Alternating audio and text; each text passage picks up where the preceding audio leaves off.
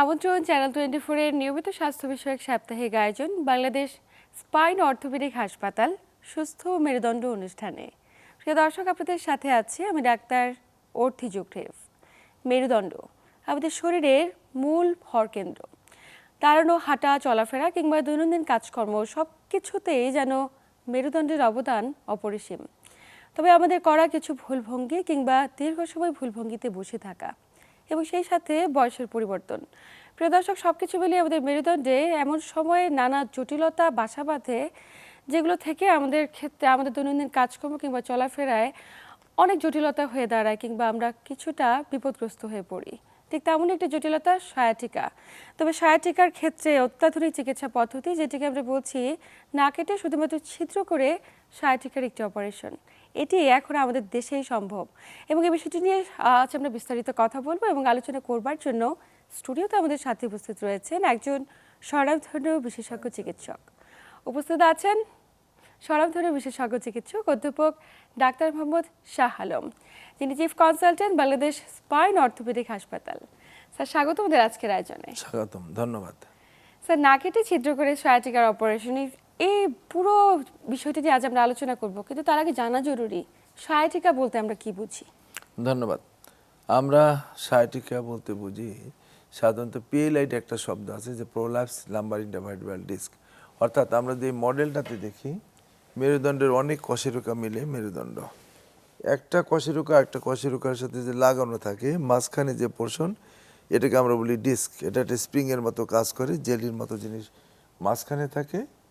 যদি এগুলো ঠিক এই নিচের দিকে লাম্বারের যে কোমরের লাস্ট দুইটা স্পেস সবচেয়ে বেশি কমন, এখান থেকে এই জেলিগুলো যদি বের হয়ে যায়, অর্থাৎ এই ডিস্ক প্রোল্যাপস হয় সাধারণত কোমরের একদম নিচের পোর্শনে, যে দুইটা ভার্টিব্রাল যে স্পেস L4 L5 আর L5S1, এই দুইটাকে আমরা কমনলি বলি। এখান থেকে যদি জেলি বের হয়ে যায়, প্রাথমিক অবস্থায় জেলিগুলা কোমরেই ব্যথা রাখে। এর যদি আরও বেশি অ্যাডভান্স হয়, আপনি লক্ষ্য করেন এই যে দুই দিকে মেরুদণ্ডের দুই দিকে ইলেকট্রিক তারের মতো নার্ভ থাকে, এই জেলুগুলো বের হয়ে যদি আমরা ছবির মতো দিই, যে একটা গুটির মতো, যদি এটা আমরা ফোকাস করতে পারি ভালো বোঝা যাবে। বের হয়ে যদি নার্ভের মধ্যে চাপ পড়ে, তাহলে আপনার নিচের দিকে যখন যাবে তখন সেটাকে আমরা সায়াটিকা বলি। অর্থাৎ প্রাথমিক অবস্থায় ব্যথা যখন শুধু কোমরে লাম্বাগো, যখন এটা নিচের দিকে যাবে সেটাকে বলি আমরা sciatica. So lumbago sciatica. Lumbago থাকলে সাধারণত কোনো অপারেশন লাগে না, সায়াটিকা লাগলে অনেক সময় অপারেশন লাগে, সব সময় না। সুতরাং প্রোল্যাপস লাম্বার ইন্টারভার্টেব্রাল ডিস্ক অর্থাৎ পিএলআইডি এখন অনেকেই জানে। এই ডিস্ক সার্জারি ধরেন আমরা বিভিন্নভাবেই করতে পারি। এটা নির্ভর করে যে কোথায় কোন ফ্যাসিলিটিস আছে এবং কোন মানে টেকনিকে কোন সার্জন কতটুকু পারদর্শী। এবং সার্জন শুধু পারদর্শী হলেই হবে না, রুগীরও সেই সামর্থ্য এবং রুগীর সেই ইচ্ছা, একই সাথে ওই হসপিটালের অন্যান্য স্টাফ ফ্যাসিলিটিস আছে, সব কিছু মিলিয়ে যদি যেটা যে রুগীর জন্য সুইটেবল, তার জন্য হলো এই হলো এন্ডোস্কোপিক সার্জারি। এন্ডোস্কোপিক সার্জারি ধরেন সবচেয়ে লেটেস্ট টেকনিক, যে টেকনিকে কোনো কাটাকাটি করতে হয় না, ছোট্ট একটা ছিদ্রের মাধ্যমে আমরা ডিস্ক নিয়ে এসে ওই যে সায়াটিক পেন, যে সায়াটিক কথাটা আছে সায়াটিক নার্ভ, অর্থাৎ কিনা যে নার্ভ রোডের উপরে প্রেশার থাকবে সেই রুটটাকে ফ্রি করাই হলো এই সার্জারি। আমরা যেটা এন্ডোস্কোপিক্যালি করি বা কেটে করি, মেইন প্রিন্সিপাল হলো সার্জারি যে নার্ভটাকে ফ্রি করে দেওয়া। এখন এই নার্ভটাকে ফ্রি অনেকভাবেই করা যাবে, কেটেও করা যাবে, ছিদ্র মাধ্যমেও করা যাবে।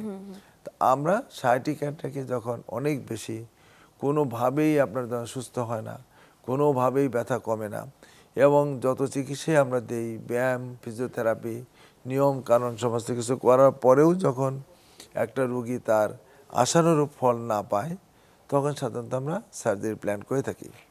অনেক ক্ষেত্রে দেখা যাবে যে আপনার এই পিএলআইডি আমরা সমস্ত চিকিৎসা করলাম, কিন্তু এর পরেও মনে হচ্ছে যেন তার নিউরোলজিক্যাল ডেফিসিট, অর্থাৎ স্নায়ুতন্ত্রের স্বল্পতা।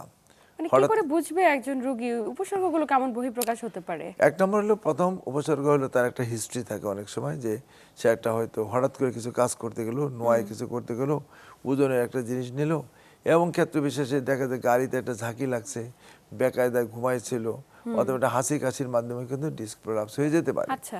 এখন এই ডিস্ক প্রলাপস হলে প্রাথমিক অবস্থায় তার ব্যথা থাকবে শুধু কোমরে, আচ্ছা আচ্ছা। যখন আরো বেশি ডিস্কটা বের হইতে থাকবে, যখন ওই নার্ভের মধ্যে যেটা বললাম যে চাপ পড়বে, তখন এটা পায়ের দিকে যাবে।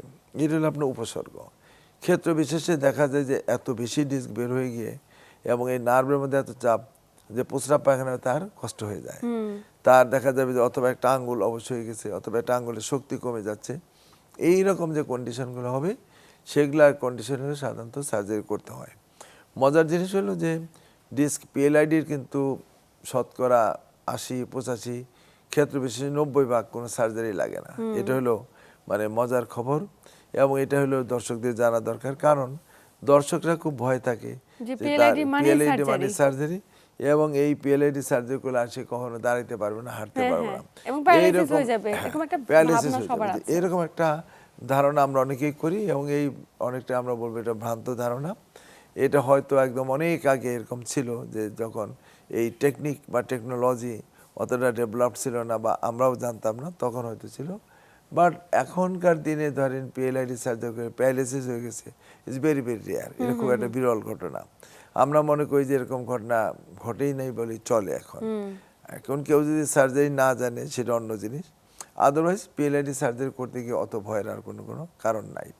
তো এখন আমরা যেটা বলি যে এই সার্জারির যে এন্ডোস্কোপিক্যালি বা না কেটে ছিদ্রকে, এইটার মানে সবাই উৎসুক যে আমরা আসলে কিভাবে করি, সেটা আমরা অনেক সময় জানাতে চাই, অনেক সময় আমরা একদমই। দেখাই, যে ছবির মাধ্যমে দেখাই, অনেক সময় আমরা একটা অপারেশন করে হয়তো অপারেশনের আগে ছিল পরে কি ছিল আমরা কম্পেয়ার করি।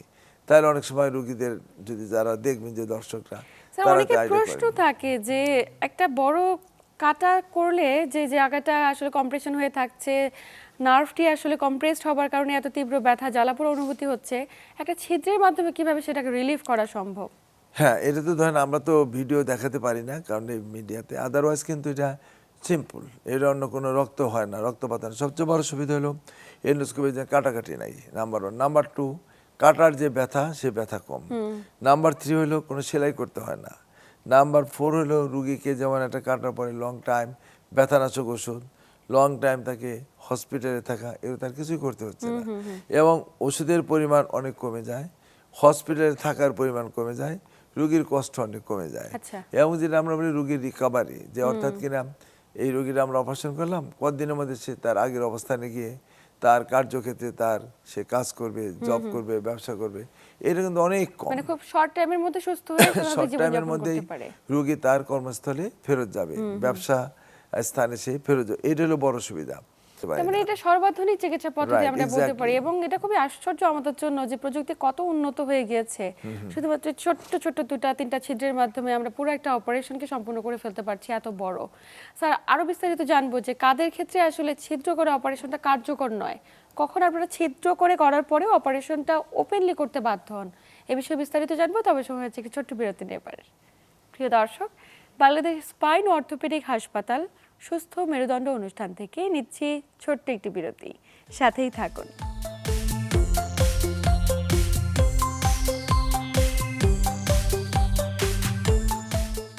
বিরতির আগে কথা বলছিলাম যে কাদের ক্ষেত্রে আসলে ছিদ্র করে অপারেশনটি কার্যকর নয়, কোন ক্ষেত্রে আপনারা ওপেন বা একদম ফুল কেটে অপারেশন করতে সিদ্ধান্ত নিয়ে থাকেন, বিস্তারিত জানবো। ধন্যবাদ। এন্ডোস্কোপিক সার্জারি মোস্টলি ধরেন আমরা বলি সিকোস্টেটেড ডিস্ক, অর্থাৎ ওই যে যে জেলিগুলা একটা পার্ট বের হয়ে একদম আলাদা হয়ে গিয়ে যখন একটা নার্ভকে চাপ দিয়ে থাকে সায়াটিকা হয়, এটা হলো সবচেয়ে ভালো কেস মানে এন্ডোস্কোপিক্যালি করার জন্য। আমরা কিন্তু পুরা ডিস্ক আমরা ফেলে দিই না সার্জারি করি। আপনি যেটা আগে বলতেছিলেন যে আমরা কিভাবে দেখি একটা ছিদ্রের মাধ্যমে, আমরা বলছি যে আমরা ঘোরাতে পারি, সাইডে যেতে পারি, সামনে পেছনে যেতে পারি। যখন আমরা দেখি যে আমাদের মেইন আইডিয়াটা হলো নার্ভটা স্নায়ুতন্ত্রকে ফ্রি করা, তাহলে কোন ডিস্ক তো আমার দরকার আছে শরীরে, তাহলে কোন ডিস্কটা বের হয়ে আমাকে ডিস্টার্ব করতেছে, কোন ডিস্কটা কতটুকু বের হয়ে আমার নার্ভকে চাপ দিচ্ছে, এইটুকু আমার দেখার বিষয়। সো আমরা সার্জারিতে যখন আমরা ক্যামেরা ঘুরেই দেখি যে এই ডিস্কটা টোটালি বের হয়ে এসে নার্ভটাকে চেপে ধরছে বিভিন্নভাবে, তখন আমি দেখে থেকে ওই ডিস্কটাকে শুধু আমি সরাই ফেলি। যদি দেখি ডিস্কটাকে ফ্রি মানে নার্ভটা ফ্রি, তাহলে কিন্তু আর তেমন কিছু আমার করার থাকে না। আমরা কিন্তু সবসময় ওই ডিস্ক কেটে ভিতরে আমরা ঢুকি না, মানে ডিস্কের যে আবরণ আছে, লেয়ার আছে, যেগুলোকে আমরা অ্যানুলাস, আমরা কিন্তু অনেক সময় এটা কাটার প্রয়োজন হয় না। কারণ দেখা যায় অনেক সময় যে ডিস্ক বের হয়ে এসে আপনার ওই ছিদ্রটা আবার বন্ধ হয়ে গেছে, আচ্ছা গড গিফটেড জিনিসটা হিল করে ফেলছে, তাহলে তখন কিন্তু আমরা ওই ছিদ্র আর খুঁজি না। আমি যদি এটা উঁচু হয়ে না থাকে, বালজিং হয়ে যদি চাপ না দেয়, তাহলে আমরা ডিস্টার্ব করি না। শুধুমাত্র যে ডিস্টার্ব বের হয়েছে ওইটাকে আমরা সরিয়ে নিয়ে আসলে আপনার স্নায়ুতন্ত্র ফ্রি হয়ে গেল, he is free, pain free. এটা হলো আমাদের টার্গেট। কিন্তু যদি এমন দেখা যায় যে না ওই রকম সিকোস্টেটেড ডিস্ক না, আচ্ছা, আচ্ছা। অনেকটু জায়গা আছে, এবং অনেক সময় দেখা যাবে যে এটা এই ছিদ্র করে এত বড় বেশি যে আমরা সামনে পিছনে যেতে পারবো না, তখন এটাকে আপনাকে ওপেন করতে হয়। আর যদি আমরা বলি যে শুধু এন্ডোস্কোপি, তাহলে বড় একটা ডিস্ক বের হয়ে আলাদা হয়ে টোটালি সেপারেটেড হয়ে গেছে, তখন হলো এন্ডোস্কোপি ভালো। আর কাটাকাটির জন্য যেন অর্ধেকটা বের হয়ে আসছে, অর্ধেকটা বের হয় নাই, অথবা সে ভিতরে বালজিং হয়েছে, মানে চাপ দিয়ে রাখছে শুধু, সেক্ষেত্রে অনেক সময় আমরা ওপেন টেকনিক করি। আচ্ছা। আবার ক্ষেত্রে বিশেষ দেখা যায় যে যদি আপনার ডিজেনারেটিভ হয়, শুধু ডিজেনারেটিভ হলে তখন আবার এন্ডোস্কোপি খুব ভালো, যে আমরা ডিস্ক হয়তো ফেলতেই হবে না, কিন্তু বয়সজনিত কারণে এই নিউরাল টিস্যু, যে স্নায়ুতন্ত্র যে টিস্যুগুলো আছে যেগুলোকে প্রোটেকশন দিয়ে রাখে, যেমন আমরা লিগামেন্টাম ফ্লাভাম, ক্যাপসুল, এগুলো যদি অনেক বড় হয়ে যায়, ফ্যাসেট জয়েন্ট হাইপারট্রফি, তখন এগুলোকে আমরা কিন্তু এন্ডোস্কোপিক্যালি আমরা ভালো করতে পারি। আচ্ছা। আবার যদি অনেক লেভেল, 2-3 লেভেলে আমাদেরকে যেতে হবে, তাহলে সেক্ষেত্রে হলো ওপেন টেকনিক হলো আমরা প্রিফার করি। যদিও এন্ডোস্কোপিক্যালি 2-3 লেভেল পর্যন্ত আমরা করি, বাট ক্ষেত্র বিশেষে রুগী অনেক বাল্কি, সেক্ষেত্রে জন্য এন্ডোস্কোপ খুব ভালো। আবার যদি দেখা যায় যে না এতই বেশি যে পোস্ট অপারেটিভ কেয়ার তার প্রবলেম, 1 লেভেল 2 লেভেল, এন্ডোস্কোপি খুব ভালো। কিন্তু যদি দেখা যায় না অনেক লেভেলের পেশেন্ট, এন্ডোস্কোপি ধরেন একটু কস্টলি সার্জারি, কারণ আমরা এই মেশিন, যেমন আমাদের সেন্টারে যে মেশিন, ওই মেশিনের দাম প্রায় 1 কোটি টাকা। সো এইটার আবার মেনটেনেন্স কস্ট আছে। তো আমি যখন এই সার্জারি করি, যে সমস্ত জিনিসপত্র ব্যবহার করতে হয়, 25-30 হাজার টাকা মিনিমাম ওর জন্য খরচ হয়। তাহলে একটা রুগীকে যদি আমরা কেটে করি, তাহলে ওই টাকাটা লাগে না। তাহলে এই যে 25-30 হাজার টাকা, এটা রুগী অনেক সময় মনে করে যে স্যার আমাকে কেটেই করেন, অসুবিধা, ওই টাকাটা তো আমার লাগলো না। মানে খরচ সাপেক্ষ যেটা, সেটা অনেকে যেতে চায় না, ওই ভাবনার জায়গা থেকে আবার ধরেন যে এইটা হলো, আবার যখন আমরা কেটে করলাম, যদি ব্যালেন্স হয়ে যায়, এই যে কাটাকাটির পরে যে সেলাই, এরও একটা খরচ আছে। আবার ধর ওষুধপত্রের একটা খরচ আছে, ফলো-আপ হসপিটালে থাকা, সবকিছু মিলে খরচের ভারটা বেশি হয়ে যায়। রোগীর অনেক সময় দেখে যে চোখের সামনে লাগতেছে, টাকাটা আমার বেশি, তখন মনে স্যার আমার তো এটা লাগবে না, আমার কেটেই করেন। সো পেশেন্টের একটা চয়েস আছে। আর পেশেন্টের অনেক সময় একটা কনসেপ্ট কাজ করে যে এটা তো কাটার পরে স্যারে দেখে করতেছেন, দেখতে পাচ্ছেন, কিন্তু না কেটে ছিদ্র দেখবেন না, মেশিনে দেখবেন, এরকম একটা ধারণা কাজ করে। যাক, সবকিছু মিলিয়ে যখন আমরা বলি সিকোস্টেটেড ডিস্ক, এটা হলো আপনার সবচেয়ে বেশি হলো এন্ডোস্কোপির জন্য ভালো। আচ্ছা, যদি আপনি দেখেন আগে যে আমরা ফার্স্টে যে দেখেন যে ছবিতে এন্ডোস্কোপিক ডিস্কেক্টমিটা কি, ওই যে আগের ছবিটা আমরা একটু দেখি, যে এই যে দেখেন যে সাইডে ওই যে এন্ডোস্কোপটা দেওয়া আছে, ওই নার্ভটা দেখেন চাপ দেওয়া আছে, কারণ কি অপোজিট সাইডে দেখেন নার্ভটা একদম ফ্রি। ওই যে আমরা বলছিলাম যখন ডিস্ক বের হয়ে নার্ভে চাপ দিবে, তখন হলো সায়াটিক পেইন হবে এটাতে। নেক্সট এটা যদি আমরা যাই, তাহলে দেখেন এই যে বাম দিকে যেটা আমাদের, ওইটা কিন্তু দেন ভালো ডিস্ক। আর এই সাইডে যেন যে একটু জিব্বার মতো বের হয়ে গেছে, গিয়ে টাচ করেছে নার্ভের মধ্যে, এইটা কিন্তু হলো আপনার হলো nerve root compression, sciatic pain হবে। আচ্ছা, আচ্ছা। এটা হলো মেইন মানে প্রবলেম, যে আমরা কেন এই হাইড্রেটেড ডিস্ক আমরা সার্জারি করি। এরপরে যদি আমরা যাই, দেখেন যে ওই যে পায়ের দিকে যাওয়াটা সায়াটিকা, আমরা ছবির মধ্যে দেখাতে যাচ্ছি যে নার্ভ রুট, যে সায়াটিক নার্ভ রুটের মধ্যে চাপ পড়লে এটা আপনার আস্তে আস্তে ব্যথাটা যাবে। নেক্সট যদি আমরা যাই আরেকটু, নেক্সট যে আমরা লক্ষণগুলো আমরা অলরেডি বলে ফেলছি। এরপরটা আমরা যাব যে আমরা কখন, এই যে দেখেন এক একটা স্টেজ আছে, যেটা বলছে যে কোন ক্ষেত্রে আমরা হইলো আমরা যেমন এক্সট্রুডেড ডিস্ক, সিকোস্টেটেড ডিস্ক, প্রোল্যাপস, এই এক একটার জন্য। বাট সিকোস্টেটেড যে লাস্ট স্টেজে, এটা খুব ভালো হলো এন্ডোস্কোপির জন্য। নেক্সট যদি আমরা যাই, দেখেন যে আমরা কনফার্মেশনের জন্য, যেমন যে অ্যারো দেওয়া, যেটা মাঝখানের ছবিটা দেখেন, যে ওই যে মোটা স্পাইনাল কর্ড যে একদম চাপ দিয়ে রেখেছে। এবং এটা যদি পরেরটা আমরা যাই, ডান সাইডে ওনার বেশি সিমটম ছিল। এই যে দেখেন আমরা সার্জারি করেছি একটা ছিদ্রের মাধ্যমে, আমরা যখন ভিতরে ঢুকি আমরা কিন্তু দেখবেন যে আমরা সবই দেখতে পাই, এবং এটা দেখাটা খুবই সুন্দরভাবে দেখা যায়। এই যে ডান দিকে যেটা দেখতে পাচ্ছেন ছিদ্র, মেশিনগুলো ওইভাবে আমরা দিয়ে দিব। দেন যদি আমরা নেক্সট একটা যাই, তাহলে আমরা একটা ডিশ যেমন চলে এসে দেখেন এই যে ভিতরে আমরা দেখতে পাচ্ছি একদম সুন্দর, কোনো রক্ত নাই। ওই ছিদ্র দিয়ে যে এই যে ডিশটা আসবে আপনি দেখবেন, আমি এই ধরলাম, আমরা একদম আমরা নিয়ে আসবো, আপনি দেখবেন যে কি সুন্দরভাবে এটা চলে আসতেছে। এবং এটা মজার জিনিস হলো এখন কোনো ব্লিডিং থাকে না এবং আপনার পানি একদম ওয়াশ আউট হয়ে চলে আসবে। এবং এই ডিশ যখন চলে আসবে, ডিশ নার্ভ রুট যখন একদম টোটালি ফ্রি, রুগী একদম টোটালি পেন ফ্রি, তার কোনো কমপ্লেন থাকে না। এবং এটাকে খুব ভালো দেখা যাবে যখন আমরা এই ডিস্ক সার্জারি করার আগে এবং পরে, এই অপারেশন আগে দেখেন কুঁজো হয়ে আসতেছে, বাঁকা হয়ে যাচ্ছে।